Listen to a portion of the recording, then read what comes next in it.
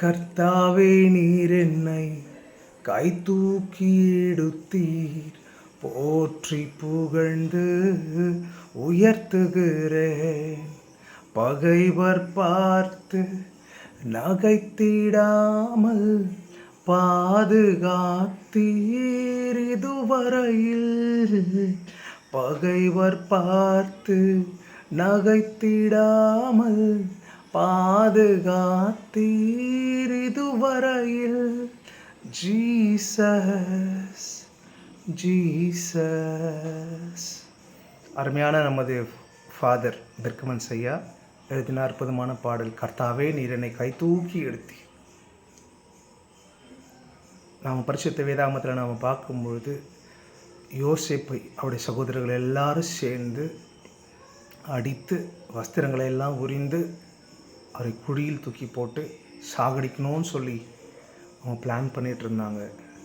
தேவன் அவருடைய பிளான் எல்லாவற்றையும் நிர்மூலமாக்கி சாவுக்குழியிலிருந்து தூக்கி எடுத்தார்.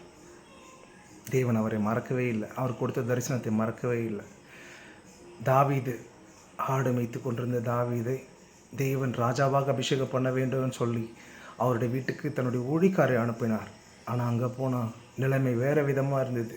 தகப்பனால், தாயாரால், சகோதரர்களால் கம்ப்ளீட்டாக மறக்கப்பட்டு போயிருந்த தாவீது அவர் வருகிற வரைக்கும் நான் இந்த வீட்டில் பந்தியிருக்க மாட்டேன்னு சொல்லி ஊழியக்காரர் அங்கே தங்கியிருந்தார். தாவீது வந்தார், அவரை தேவன் மறக்காமல் அபிஷேகம் பண்ணினார். ஒருவேளை நீங்களும் என்னை எல்லாரும் மறந்துட்டாங்க, என் வாழ்க்கை நினைக்கிறதுக்கு ஆள் இல்லாமல் இருக்குது அப்படின்னு சொல்லி யோசிக்கலாம். ஏசாயா 49:15 இப்படி சொல்லுகிறது, ஸ்திரீயானவள் தன் கர்ப்பத்தின் பிள்ளைக்கு இறங்காமல் தன் பாலகனை மறப்பாலோ, அவர்கள் மறந்தாலும் நான் உன்னை மறப்பதில்லை. உங்களையும் என்னையும் தாயின் கருவிலே உருவாக்கின ஆண்டவர் உங்களுடைய சூழ்நிலையை அறிந்திருக்கிறார்.